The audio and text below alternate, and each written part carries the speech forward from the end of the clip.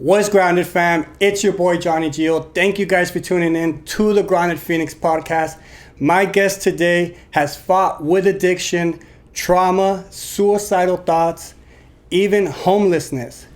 He's now striving to better himself and others, working in the field of recovery. Here with us today, sharing his story of triumph, Justin Peña. How are you doing, bro? Good, man. How are you? I'm doing great, man. Thank you for joining me today. Of course, I'm glad to be here. Dude, all right, so I've had the opportunity to get to know you the past couple of days, and it's nothing short of me having goosebumps. When I spoke to you, there's a couple of quotes that I had to write down because I was so moved by them, bro. Yeah. We're going to go ahead and dive into your story, but first I want to kind of paraphrase this quote. And you said that if you loving me gets in the way of you getting high, you've got to go. Can you please explain what that really meant to you at that time? Yeah, man. When I'm getting high, there's nothing else that matters to me. The only thing that matters to me is drugs, right? So I think when you and me were talking about it, we were talking about my dad, right? And how I basically just cut my dad out of my life because my dad loved me. He wanted what was best for me. And that, in my mind, stood in the way of me getting high, right? So I just cut my dad out, right? Because if I have to fight between, like if I have to go through you to get high, that's too much work. I'd rather just cut you out and just be left with me and dope. Because at the end of the day, whatever I feel from cutting you out of my life, whatever bad feelings I feel, whether I'm sad about it or mad, right, the dope's going to cure that. So I got my solution right there. That's all I need. Dude, every time I hear that, man, I'm just like, this is intense. And it's crazy how strong this disease is. And this is why it's so important to spread this awareness. Please just go ahead and just dive into your story, bro. Okay, yeah, man. I mean, now I just turned 26. In December, I'll celebrate 5 years of recovery. Stoked on that. When, I was born in Maui, right? Wow. So, yeah, I was born in Maui. So, like, if you've ever talked to another drug addict in recovery, which I know you have, mm-hmm. I'm sure you'll hear a lot of, I felt like I didn't fit in, right? I felt like there was, I wasn't good enough or I didn't fit in. And growing up, and being born in Maui, it's, as you can tell, I'm super white, right? At the time I had red hair, right? So I'm growing up around a bunch of Pacific Islanders, right. Samoan kids, Filipino kids, right? I don't fit in, right? I think my parents have a picture of me at like my kindergarten or preschool, and it's a bunch of Samoan kids, a bunch of Pacific Islander, like mm-hmm. big kids, a bunch of like Filipino kids, and then there's my little white ass right in the middle, right? It's like very clear that like I don't belong here. Right. It kind of reminds me of my son really quick, because my son goes to school in Monterey Park and he's Mexican, and there are Asians over there. Right. So now I'm kind of thinking about pulling him out. Oh, my bad, dude. Please continue. So, and that feeling stayed with me, and I'll elaborate on it more in a little bit. But my mom left my dad when I was super young, like before I even remember, like before my first memory, my parents were divorced. Mm-hmm. So my parents moved back to, not the States, but from the island to the States, right? Okay. To the Bay Area, like San Jose, Santa Clara area. Mm-hmm. And I did the whole split custody thing, right? With my dad these days, with my mom these days. Okay. And, growing up, I don't really have a lot of memories of growing up, but I do have one very specific memory of my dad kneeling in front of me in my grandparents' hallway where we lived.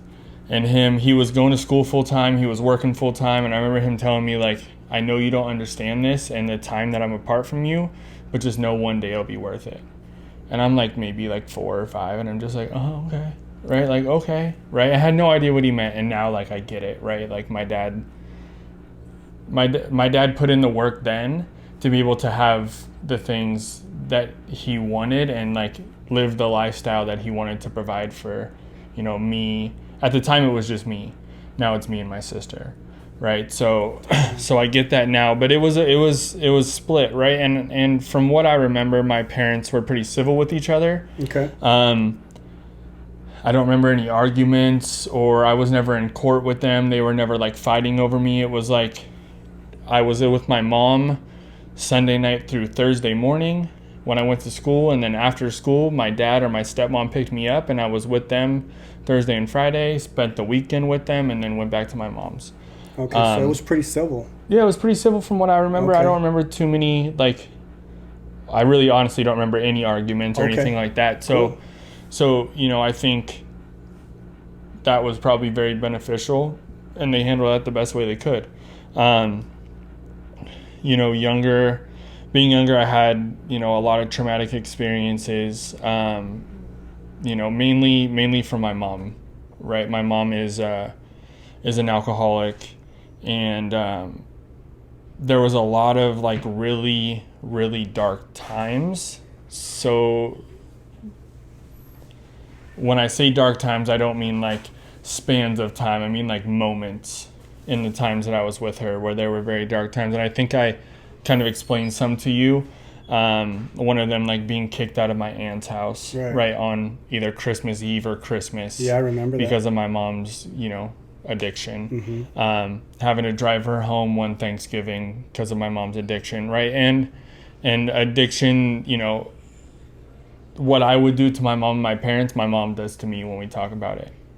I don't know what you're talking about. I don't remember it, which makes a lot of sense. You know what I mean? I was like, I could see how you don't remember that, right? But those things stuck with me in a way that, as a child, I just kind of shoved down or didn't know what the feeling was or what was happening. So I just kind of moved on to the next thing, whatever it was, whether I was playing video games or hanging out with friends. It just kind of I went from like this right back to what I was doing. Right. Almost like you subconsciously suppressed it because you didn't want to go through it at that moment, or you were ready for it. Yeah, I just, during this time, it was like 12 to 15 years old, right? So I'm going through puberty, right? I'm focused on girls now and sports and like all this new stuff. And then this stuff's happening on the side, and it's kind of like, the friends I have, I don't really want to talk to about it. I don't really want to tell my dad and stepmom because I don't want them to worry about me when I go over there. And like, it's only happened a few times, so I'll just, maybe it won't happen again, or it's only here and there. So it's not a big deal. Yeah. So, that happened, and I started smoking weed when I was like 12. Okay. My dad smokes weed, so I found some weed in his like shed outside and put it in ice, like, the square gum, the like icebreaker gum. I like dumped that out in the trash can and like cleaned it out so it wouldn't smell minty, and then like filled it with weed and brought it to school. Okay. Right. And then clever. Yeah. So like after school, I went and smoked with some of my friends, man, and the experience I had wasn't like, wow, I'm so high, I love this. Right? That wasn't like my thoughts. My thoughts were like, I'm not thinking about my parents being divorced. I'm not thinking about how like I have a stepmom and I'm a stepchild. I'm not thinking about how like I don't fit in here, but I don't want to be here. Like, I'm not thinking about any of that, right? All I was thinking about was like, I'm super hungry. I want to go to your house and eat food and watch cartoons, right? I got the munchies and I got cotton mouth. Like, it was a distraction. For sure. And it was like, it took me out of my own reality, and I was like, perfect. Right. So from that point on, like, any drug that was introduced to me or was put in front of me, I was going to do, right? Because I wanted that feeling. Did you smoke before you drink alcohol? I smoked, the first thing I ever did was smoke weed. Oh, damn, that's pretty crazy. How is your relationship with alcohol now? I started doing drugs like super young. So like by the time I was 14, I was doing heroin. Like 14, 15, something like that. I really don't remember. I did a lot of Xanax too, so my memories all like, my memories like here and there, it's all fucked up. I have like some memories, some I don't. So you mainly just mess with the hard shit, and you were like, man, alcohol, could be on the sidelines. I don't care. Yeah, and like I only really drank in like high school when I went to parties. Okay. You know what I mean? Just to like fit in. Like I didn't really like alcohol. Right? Like just to have something in your hands. And I didn't like drinking vodka. Like that shit's disgusting. It tastes like rubbing alcohol. It's gross. Like I don't want to drink this. It burns. Like the only thing that I liked drinking was whiskey. For some reason, I could drink whiskey like it was water. Mm-hmm. Right? So I would get like a bottle of Jack, and I would just drink it throughout the night. I would literally just sip on it like it was water. You have Jack and Coke or just Jack? Just Jack. Damn. I would just drink it straight. Crazy, bro. Yeah. So then, just talk a little bit more about like when you got into heroin, dude, because I think that was pretty crazy. So when I was working at this golf course, and it had the driving range had like an uphill slope, and I was driving like the picker. You would drive it on the driving range. It would pick up golf balls, and it got stuck because it had rained the day before. So I like unhooked it, left the picker part of it with like the golf balls there, and like backed the cart away, and like went to push the picker up, and since it was wet, I slipped and I hit my face. And I cracked these front like 4 teeth. You're not alone, bro. My teeth are fake as fuck too. Yeah, and like I'm in the process right now of getting all my teeth redone. You were talking to me about it. But like those front 2 were fake. And I went and I called my dad. It was like a Friday night. He drove me to the hospital, the ER, and they were like, well, there's nothing we can do for your teeth. Like, this isn't a dentist. Like, we can like putty them back together until you can go see a dentist. And like I don't really remember any of that. I just remember they gave me Percocet 7.5s, right? And it was like, I kind of explained this to someone the other day that I work with who's not a drug addict, who's a normie, right? And he was like, what do opiates and heroin feel like? And I explained it 2 ways. The first way he didn't understand, but the first way I explained it was like, have you ever, do you feel like when you go through life, like pieces of you are just like taken, right? Like, and then you're just left at the end of the day with like this emptiness, and you're just like kind of there, like you're just existing. Right. I was like, what opiates and heroin did for me was they filled that all at one time like a glove, and I felt whole, and I felt perfect, and I felt amazing. Right. I remember you talking to me about that, and I was just like, whoa, that's in a way how I felt when I would drink. Right. Because of I've been through certain things in life when I was younger that I really suppressed, and in particular was this traumatic experience when I was a child, and I was molested at a young age. So I really wanted to suppress that incident. Right. So is there any event in particular that you wanted to suppress, or you felt like you needed to become whole from using opiates? So yeah, I was molested when I was 10 and 12. Oh man. And that, I don't know, man. I think I just like, that was one of those things that you just subconsciously suppress, right? Like I didn't really even remember it until I got sober. Same. Like sober, and I was doing inventory, and I wrote down somebody I had harmed, and it was the same person who had molested me, and I was like, oh shit. Dude, I forgot this happened. Like, oh my God. Like, I pushed it so far down that I completely forgot about it. So there was that. And I think, for me, a big thing was like never feeling like I'm good enough, right? Or like I belong somewhere, or that I'm wanted. So I think with drugs, it gave me somewhere I belonged and somewhere that I felt wanted, right? Like, all my drug addict friends only want to hang out with other drug addicts. Now I'm a drug addict. Now I fit in somewhere. Right. At what point did the disease really grab a hold of you to the point where like you ended up being homeless? So like I was able to keep it together pretty well during like school. Like I went to school, like I graduated. I played varsity golf all 4 years of high school. Nice. And I got into like a serious relationship with this girl that was in college at the time, and like or she had just graduated high school, one of the two, and I had like a serious relationship going on. I was about to graduate college, and I was like one of those people that was just gonna take a year off, and then go back, you know? Took so many years off. Yeah, dude. I feel like that's a lot of people that are in recovery. Like, yeah, like I graduated high school and then like I was gonna take a year off and go back. Vacation. No one ever went back. Yeah. Until they got sober. Mm-hmm. So yeah, like that was my plan. And then, you know, my parents. I went golfing with my dad one day. This was like one of those times that I was at my stepmom and dad's house. It was like the period, like with the split custody thing. And like any good junkie, I had a backpack with all my stuff in it, right? And my stepmom called my dad and was like, hey, when you get home, tell Justin to go to his room and don't let him leave. And I was like, that's weird. Like, that's never happened before. So the first thing I did, I went to my room and I looked for the backpack and it wasn't there. It was gone. And I was like, oh, fuck. I was like, no, what's going to happen? Right. And my dad walked in the room like 30 minutes later and he like dumped the backpack out and it was a bunch of like syringes and spoons and dope and like scales and like just like a bunch of stuff, dude. And his like initial reaction was to be mad, right? And like he picked me up, like slammed me on my back, was like screaming at me. And like I'm high, so I'm like, okay, whatever, right? And then he was like, he like didn't know. You know, my dad didn't know what to do. He had never dealt with this before.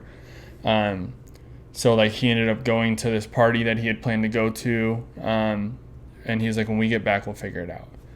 I just ended up getting high the whole time. And I eventually got sent to rehab.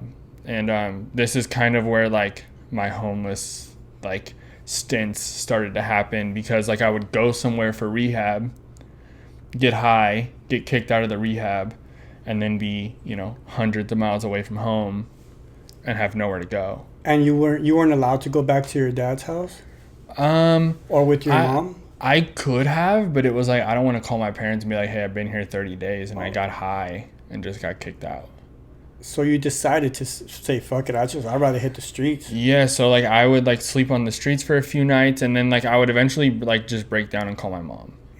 Right. And like for a while, like my mom would like drive however far she had to drive or whatever, like to come rescue me, right? And like all that taught me was like that I can do whatever I want and basically like not have any consequences. With your mom? Yeah. Like she'll bail me out of anything, right? Besides jail. My mom never had money to bail me out of jail, so she couldn't do it, right? But like anything else, like if I get kicked out of rehab and I'm homeless, my mom will let me come back. So she was like your go-to person every time you got out of rehab or you had something went wrong or, you know, let's say dad wasn't accepting something, you were just like, I gotta go with mom. And 100%. Mom was there. She had your back for those instances. And 100%. Looking back, do you think that like helped you in any way? Absolutely not. No. It just, all it did was like, it instilled this like pathway in my brain that I can go to rehab and try and get sober, right? Like I can go and like I'm real good at being like in an institution, right? Whether it's jail, rehab, whatever. Like you tell me when to wake up, you tell me when to go to groups, you tell me when to take my meds, you tell me when to eat, you tell me when to go to bed. Like I'm really good at that, right? Like I'm really good at following directions and like telling you what you want to hear, right? So for a long time, like going to rehab, like with my counselors, like I would just tell them what they wanted to hear, like what the right answer was. So like they call my dad or my dad would come visit and they'd be like, Justin's doing so great, right? Here's what's going on. And so my dad would be like, awesome, right? And then he started to catch on to just like, he's just telling you guys what the fuck you want to hear so he can get out as quick as possible and go get high again. Right. So yeah, my mom was there. Yeah, I don't think it was beneficial at all. It just instilled this idea in me that I can do whatever I want and my mom will always bail me out. So I will never face consequences. What is something you would say to like a parent, you know, that may be watching this video? They probably know what their, you know, son or daughter is doing, but they just don't have the heart, you know, to be stern or strict with them and kind of, you know, do what they need to do so their child can get better. You know, you're not a parent, right? No. Okay, so like, as the, you know, the addict, you know, what would you have suggested to your mom at that point? Like, who you are now. I would tell her to stop doing it. Just to stop doing it, right? Yeah, and the reason being is like, it could have saved my life a lot quicker. A lot quicker. Right? Like I'm a serial overdoser.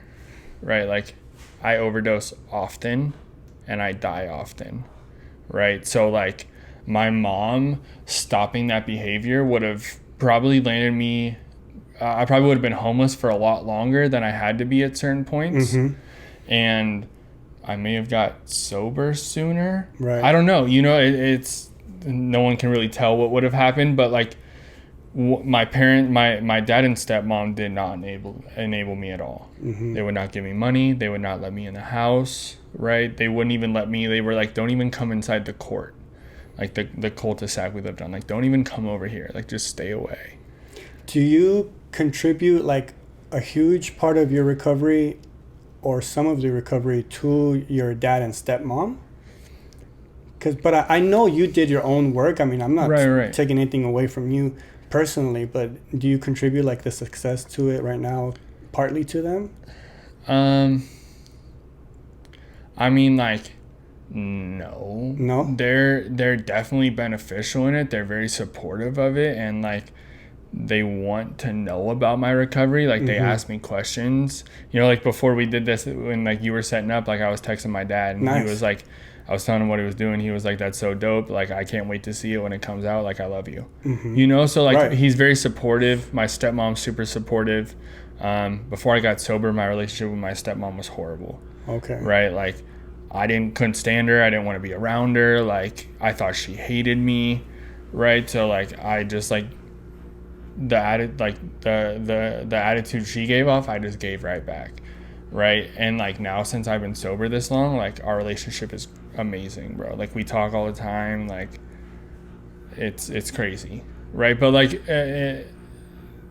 my success in recovery, I guess it just like it has to do with my higher power, right? Right. Okay. Like at the end of the day, like without like my higher power, like I wouldn't have, like I couldn't have made it through like so many things that have happened in my sobriety. Like no human power could have helped, right? Like the only thing that could have helped was a higher power.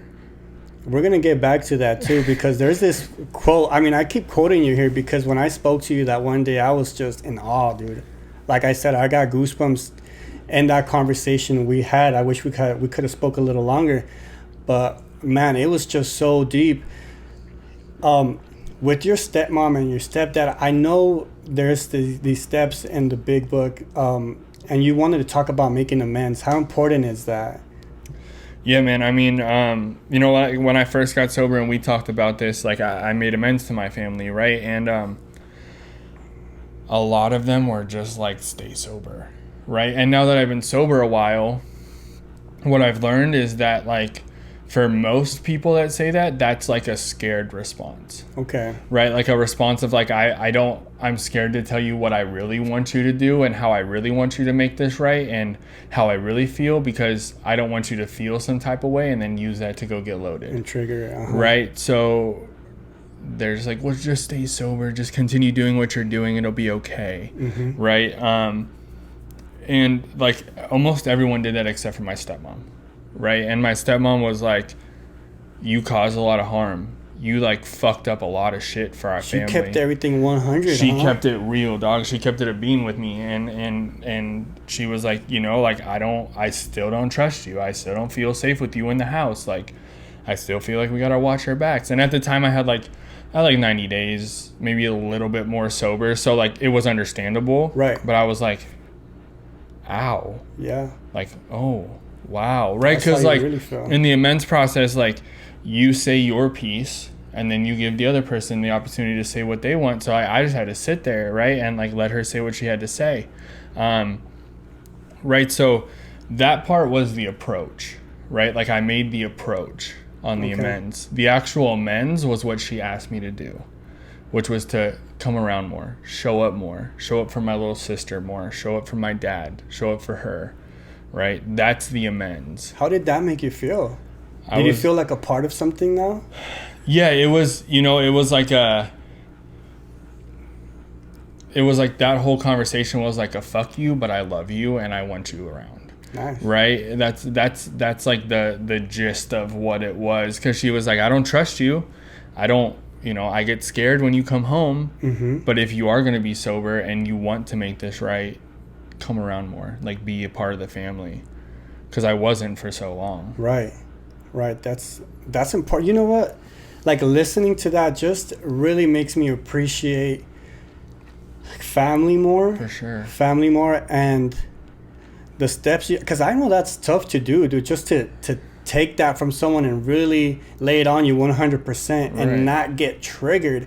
And that's the whole point of making amends, right? Yeah. I mean, I think, you know, for me, like by the time I worked my steps, you know, in step 10, it talks about like the problem has been removed. Okay. Right. Like we have been restored to sanity. So like I have recovered by this point. Right. So there's no triggers, right, anymore. There's none of that, right, for me. I've recovered from a seemingly hopeless state of mind and body. I'm good, right? I can go where free men go as long as I have a reason to be there, right? I can go do those things, right, and not be scared. It says I think it says the problem has been removed, right? So the drug and alcohol problem of mine has been removed through the work I've done. So at this point, there's not really anything that can trigger me.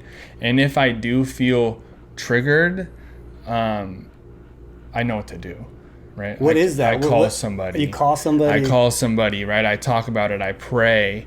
Now, like if something happens in my life that's like a big deal, I pray and then I call somebody, right? But usually like I pray and I'm good. Mm-hmm. Right, like that's my experience today with my higher power. Is like I pray, and I'm like, "Yo, dog, what's good? It's me." Like checking in, this bro. shit is fucking wild, and like I don't know what the fuck just happened, but like I need you to guide me through it. Like please help me out here because I'm fucked, right? And like that's how I talk to my higher power, right? Like it's not this big ordeal.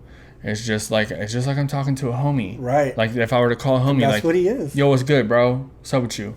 Chilling? All right, yeah, cool, me too. Hey, look, dog, here's just what happened. Like, what do you think? Right? The only difference is like I don't get an immediate response, right? But I know like he's working on it. Dude, I like the way you put that because that's how I've never. Okay, so I'm Catholic, right? Okay. But I've never been really religious, right? And I didn't really know how to pray. And in Catholics, well, us Catholics, there's like a certain prayer you got to do and so many people you got to, kind of worship. But I never really got into that. You know, I never really progressed in the Catholic Church. So now when I pray, it's just how you say it. And I just chop it up with him. For sure. And I just speak my mind. You know, like you say, you don't get a response right away, but you just feel so good. I was talking to somebody else on the podcast about this, that I get goosebumps when I pray because I know it's coming from a place where I'm just like, I feel so good about it. I'm getting goosebumps right now, dude. It's crazy. For sure. It's crazy, man. Like, all right, speak to me about the 12 steps. I know we talked about it a little bit, but I know that the 12 steps was really what helped you in recovery. And why didn't anything else help? Why didn't rehab help? I mean, I don't know how many times you've been to rehab. I think so.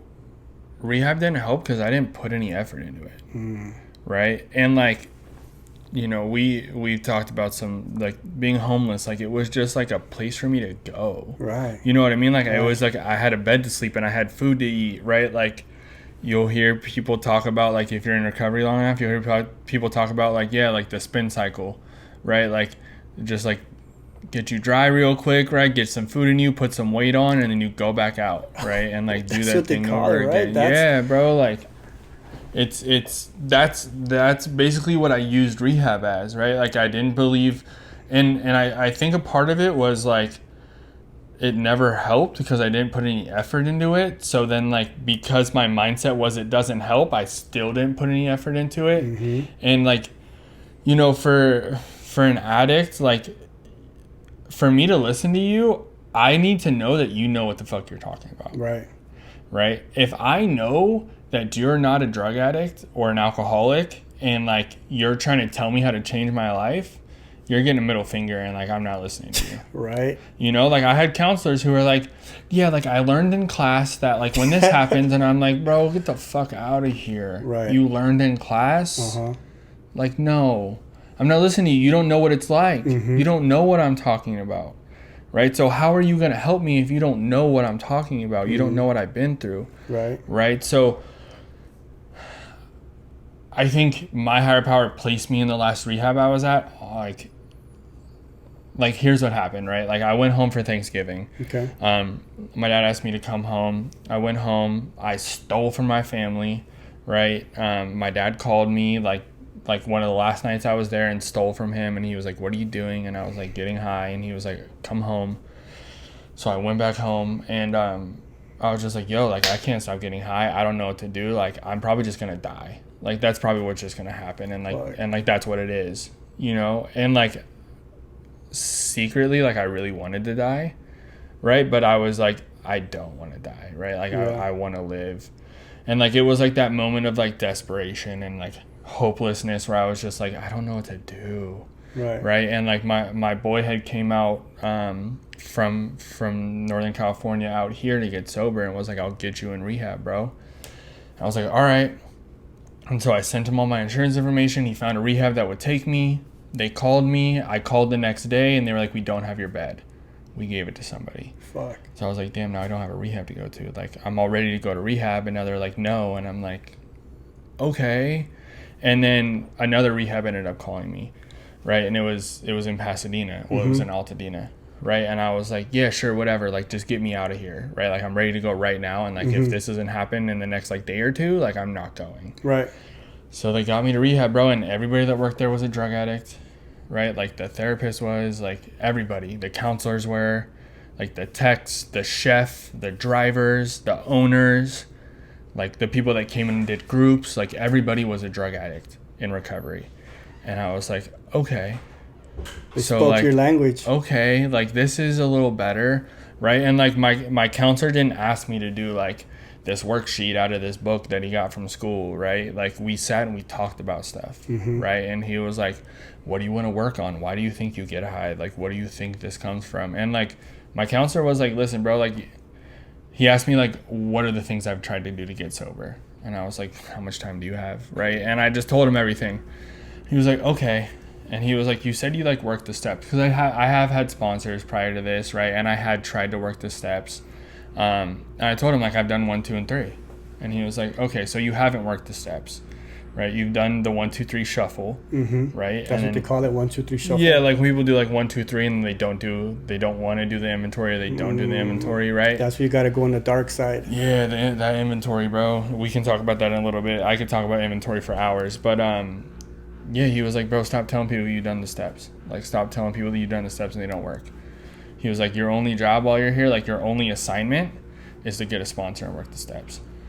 And I was like, all right. And like we talked about the steps and we talked about inventory, and I talked about why like I didn't want to do inventory. I feel like I didn't need to do inventory until he asked me what my biggest resentment was. And like without any hesitation, I was like, my mom. And he was like, okay, go write 10 things you're mad at your mom for. I was like, okay. I wrote them down hella fast. And I brought him the paper like, here, I'm done. And he was like, all right, now flip it over and go write your part. What did you do? Oh, snap. And I was like, what do you mean? I was like, I don't have a part in any of this. Like, what are you talking about? And he was like, just go try. So I went out to the smoking patio, like was smoking cigarettes, and I like couldn't think of it. And then like one came to me. And then like pretty soon, like I had answers, right? And I was like, okay, so like, yeah, like my mom had a part, but like so did I, right? And then I started to see that like all these resentments I have in my life, these people I'm mad at, like I usually did something first that made them act that way, right? So it wasn't their fault. It was mine. I had started it. And it's so tough to accept that, isn't it? Our ego just gets in the way, like, oh, you know, like this victimized mindset in a sense, for sure. right? I was like, there's no way this is real. Talk to me more about the inventory, bro. Just because I'm really intrigued about inventory. I know I hold myself accountable. I like to go back and really check myself, even now that I'm sober, to be honest, because let's face it, you know, we're still a work in progress. I'm not perfect by any means. Yeah, so the first inventory I did, like I flew through the 1, 2, and 3 process, right? Like 1 was easy for me. I was like, I know I'm powerless over drugs and alcohol. Like I got high in rehab. you know, like I'm that person, like I'm that junkie that like gets high inside of rehab. So like I knew I was powerless over drugs and alcohol, and I knew my life was unmanageable. Like when I get high, like I end up homeless with no people around me, like getting high by myself, right? Like that's unmanageable. Like usually like just like sleeping some random place, like in like some, you know, like if I'm not sleeping at my mom's house, wherever that may be, or like I don't have a girl that has a house, like I'm just gonna sleep somewhere. Like I'll find a place to sleep. Like that's unmanageable, right? Like obviously. So like 1 was easy. And then like 2, like I didn't grow up in a religious household, right? Like I didn't grow up going to church. My grandma would always pray for me, and she would tell me she was praying for me. But I was willing to believe that there was some kind of higher power out there, some kind of something, right? And it was like all the times I had overdosed, right? And someone was with me, or someone found me, right? The times that I had died and like been revived, like those times I'm like, yo, like there's a higher power of some kind, right? Like has to be. There's no way, like I remember like telling somebody, like it's all just coincidence. And they were like, coincidence is God's way of remaining anonymous. Wow. And I was like, damn. That's deep, like that bro. shit fucked me up. I was like, wow, okay. It's like I can't be like, oh, it's just a coincidence, right? Like that was God's way of being like, I don't want credit for this. Someone else can have it, right? Wow. Like, but I'm still gonna do it. That's crazy. Right. And then like the 3rd step, I made a decision to just like do the rest of the steps, right? The 3rd step is just a decision that like I'm gonna live a different way and like kind of let my higher power like decide what I'm gonna do. But in order to get there, I got to do the rest of the steps. Right. And so like I got put on inventory, and I didn't do it in like my normal state of being without any higher power or any drugs is like a suicidal state. Yeah, you were telling me about that. Yeah, like I just really don't want to be in my own reality, right? Like I don't want to live in my own reality. So like that's my normal state, and without any solution to it, whether it's drugs and alcohol or the 12 steps, I just like give into it, right? So like I got super suicidal after like 2 weeks of not doing any step work, and I either called my sponsor or my house manager and was talking to them about it, and they were like, well, how's your inventory going? And I was like, I'm telling you I want to kill myself and you're worried about inventory? And they were like, yeah, like you're not doing anything to feel better, so of course you don't feel good, of course you don't want to be alive, like duh. And I was like, okay. I went home and I banged out my inventory in like less than a day.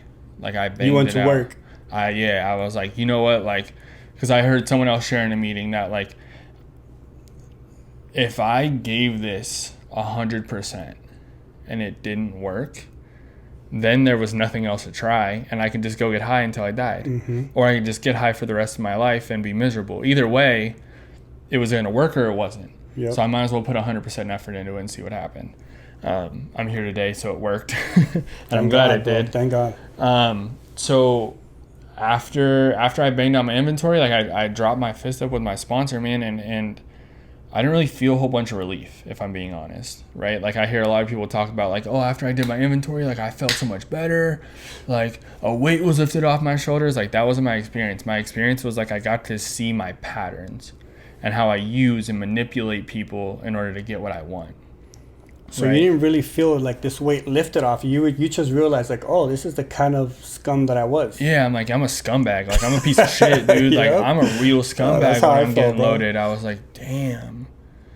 And then like I went and did 6 and 7, right? And I got to ask my higher power to like remove some of this stuff from me. Like take it from me. Like I don't want it. Like I don't want to be the person that uses women for their cars and money. I don't want to be that person. Like I don't want to be the person that manipulates people into getting what I want out of them and then just like leaving them, right? Like, because I got to see how I was hurting people essentially at the end of the day, and like any person that came in my path, I was gonna hurt one way or another.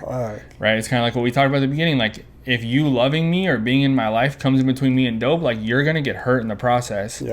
I'm not, you know what I mean? But you are. So like that's what I got to see, right? And I got to see how, you know, I just basically got to see like, to sum it up, like how big of a piece of shit I was. And I was like, I don't like that, right? And then I did 6 and 7, and then in 8 and 9 I got the opportunity to like make the amends, right? And Right. make some of those things right. And I come from like the mindset of like, you don't just do your steps once and then you're done, right? Like the 12th step is like, we carry the message, right? Carry the message, and we practice these principles in all our affairs, right? And the 12th step is still a step. It's not an ending point. Right. It's right? a way of life even. So if my 12th step is to carry the message, then I still have to continue to do step work, right? So since I've been sober, I've continually reworked my steps, and I'm reworking my steps right now, actually. And I think we were talking about this before we started, how like the longer I'm sober, the more stuff comes up, right? And like the more I see that I need to work on, right? And like I've continually done my steps over and over and over and over again, and more stuff gets revealed, right? And like things I forgot about get revealed. And I think when it comes to like trauma, you know, I think things that we've pushed down for so long come up when we're ready to like, when we're subconsciously ready to deal with it, right? Or like when our higher power sees fit. Exactly. Speaking of that, bro, I want to quote you again. You know, I know I keep quoting you throughout this whole time, but you said that God uses people as vessels. For sure. And that you believe that God works through you. And that really spoke to me, bro. How good do you feel after you help somebody or try to help somebody that is going through their own struggles, bro? Like, how is that feeling like? I mean, I know I feel that when I get comments and, you know, people talking about what I'm doing here on the podcast, but I know you work with people on their step work. Like, how does that make you feel? How does that even progress you from growing?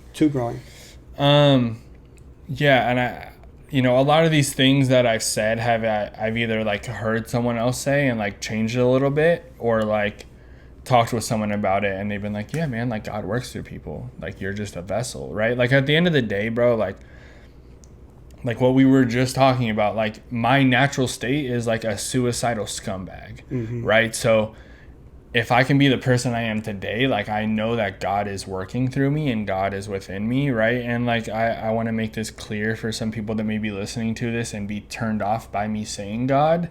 I don't mean it in a religious sense. I'm not religious, but I believe that there is some kind of higher power, some kind of higher being out there looking out for me and like wants me for their, I don't know, use, I guess, right? But like to complete things, to help people, to do whatever it may be. I just say God because it's easier than saying higher power a bunch of times. Yeah. I was just saying higher power for some reason this whole interview, God. And I was like, oh my God, this is... It's all good, dude. Higher power, God, crystal chakras, vibration, energy. The universe. It's faith. To me, it's about faith, right? Whatever you want to call it, right? Yeah. Now, before I leave you with the last question, like I really want to get back to this because I feel like it's really important. You stated earlier that, you know, you had a relationship with women and you would manipulate them in a sense. I want to touch on that because I feel like it's important, and I really respect you for putting yourself in this vulnerable position. For sure. Where do you think that came from initially? So like growing up, you know, like I think I had like a pretty normal childhood, but like I don't know if your grandparents were like this or if it was just my grandparents. Like my grandma would always give me money. She always like sneak me money somehow, like whether it was like $5 or like as I got older it was more money. And then like my stepmom would like take me shopping, right? And then my mom would just like give me money, right? So like I learned through that like if a woman loves you, she's gonna give you things. She's gonna give you money, right? So like not time, not attention, right? Not like spend time with you, but just like give you money. So like growing up, right? Like if a woman didn't have a car or money, I was like, nah. So they could have gave you all the time, all the affection in the world, but that wouldn't cut it for you. Nah, you needed to have money because that's how I received love, right? So that's what I did, right? That's what I looked for, right? In a woman until like I got sober, right? And I saw that like that's not true. That was just how I interpreted what the females in my life did for me, right? And then like the trauma through that, right, led to me wanting love and attention, right? And then experiencing in relationships when I wasn't getting love and attention, and you were maybe coming home late at night and bringing me something like, here, I bought you food. Right. I was like, fuck your food. Come spend time with me. Yeah. Like, come get in bed, come hang out. And they were like, nah, like, I'm going to get ready for bed and da-da-da-da-da. Mm-hmm. Right? That like triggered some trauma inside me. And then like I'm like, no, like I want you, I need your attention or whatever, and then that would trigger some trauma inside them, and then we have this big like trauma battle going on, and it's just like a giant shit show. And it's like a cycle, right? 100%. Like usually what us as men go through in our own trauma, it's kind of the opposite to the woman, and in a way it's a cycle of we're just triggering each other's trauma. For sure. It's a trip, it's bro. over and over again, bro, until I did enough step work on it and talked to enough people about it to learn how to be like, hey, when you do this, right, when you buy me stuff or you give me money or you come home with things, right, what that does is it makes me feel like I'm in a relationship with my mom, or it makes me feel like I'm back in this space, and it activates something for me that I really don't like. Mm-hmm. Do you think maybe we could like spend some more time together, or do you think that we can maybe, you know, like go out to eat once a week, or, you know, stay home and have a date like movie night, right? Like having that communication. Until I learned how to have healthy communication and be vulnerable and talk about how I feel with my significant other, I was never going to have a healthy relationship. And when I learned to do that, what happened is like we got to see each other's traumas.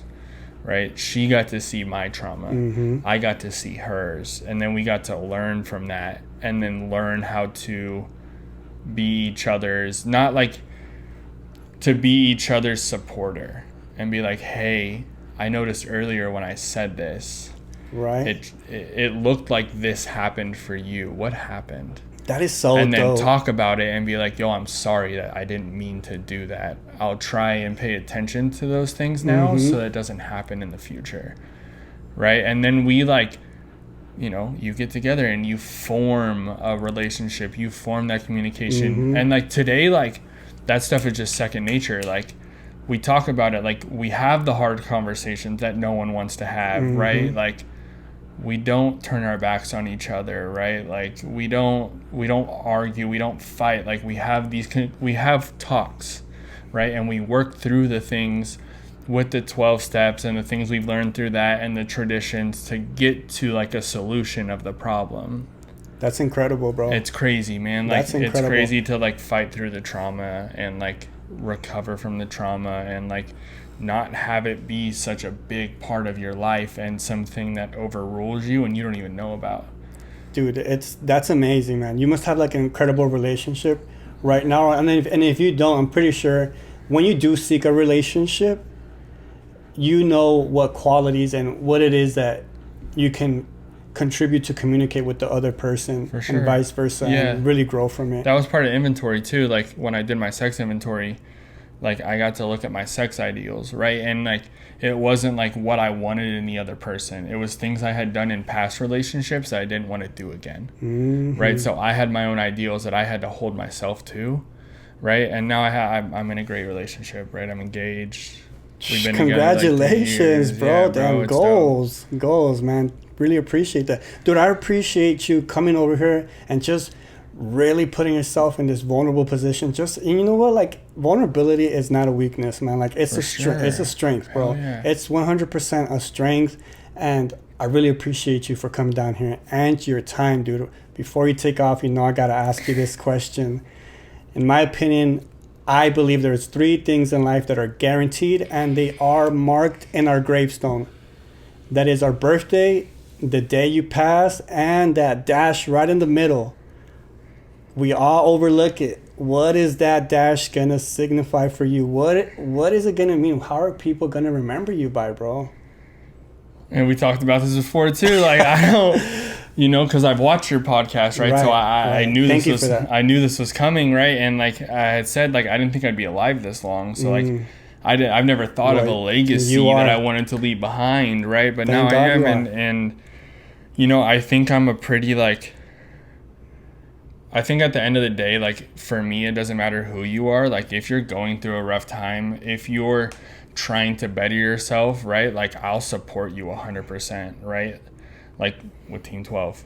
Right, like I didn't know him, right? I was just like, yo, what you're doing is dope and I want to support you, right? With you, I didn't know you. We didn't. I just thought what you're doing was dope, and like I reached out, right? And like we're here, like with a lot of my friends, like that's how I form these friendships, right? Just like support. Like if you're trying to like get a message out to people of like, here's how you can better yourself, here's how you can be a better person, like here's how you can live your best life, like I'm supportive of that, even if it's not even about a message, even if it's just on a personal level. You're trying to grow, you're trying to be a better person, drug addict or not, right? Like I'm always down to support and help in any way I can, because like at the end of the day, if no one would have done that for me, I wouldn't be here. So like any way I can support or help somebody, even if it's just listening, talking, whatever it is, like I'll always go out of my way to do that for somebody. That's deep, bro. And you know, going back to your quote again, that you feel like God works through you, I can definitely feel that from you. I feel that energy, bro. I really appreciate you for coming here, and this energy that you're giving me, man, I love it, dude. I appreciate you, man. Thank you for coming on. Of course. Thanks for having me. Sick. Hell yeah. That shit was dope. I'll never be the same.